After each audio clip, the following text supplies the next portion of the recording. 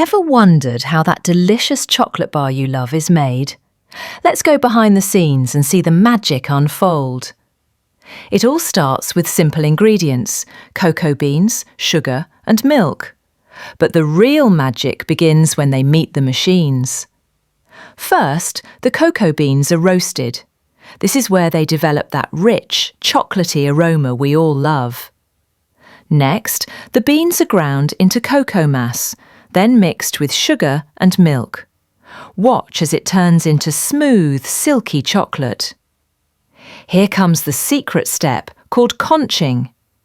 The chocolate is continuously stirred to get that perfect silky texture. Now it's time to shape the chocolate.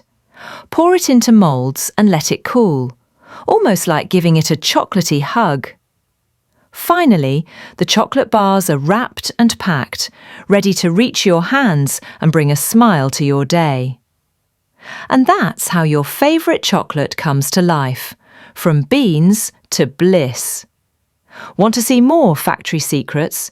Don't forget to subscribe.